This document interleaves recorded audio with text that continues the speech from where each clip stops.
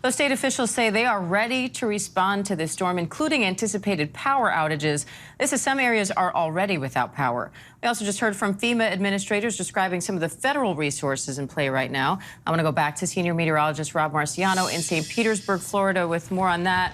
Rob, I can see the rain and the wind already hitting you there.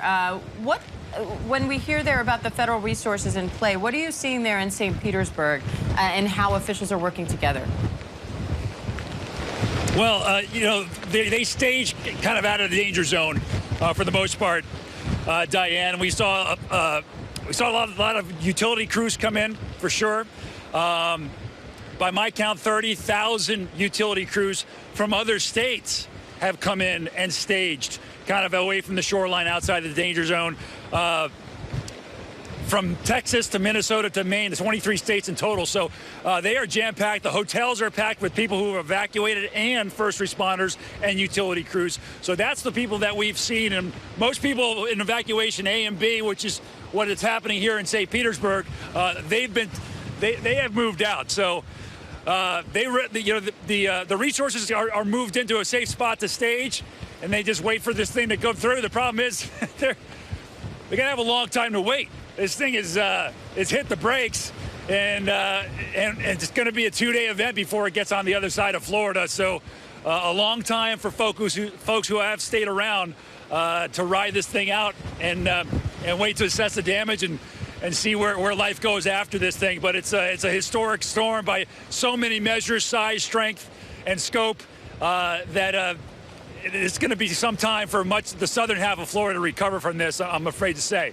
Diane. And Rob, walk us through the unique qualities in this storm, because it's huge across. I mean, just the core of the storm is about 200 miles across. It's also slow moving and incredibly powerful, already near Cat 5 strength. So can you walk us through each of those, why they're so dangerous individually, and what happens when you combine those? Well,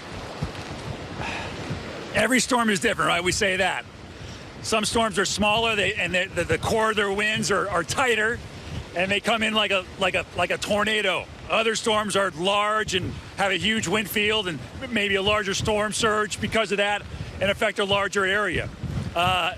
Some are faster, some are slower.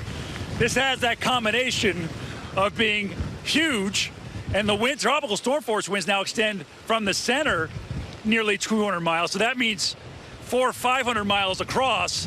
And a lot of those are here in the northwestern quadrant. The speed now is slowing down, so that's not good. And the wind is nearly Cat 5. So this has just it's a triple whammy as far as what we're dealing with.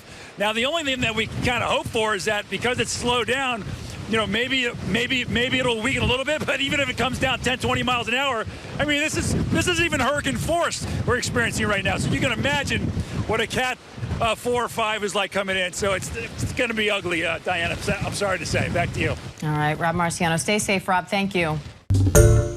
Hi, everyone. George Stephanopoulos here. Thanks for checking out the ABC News YouTube channel. If you'd like to get more videos, show highlights, and watch live event coverage, click on the right over here to subscribe to our channel. And don't forget to download the ABC News app for breaking news alerts. Thanks for watching.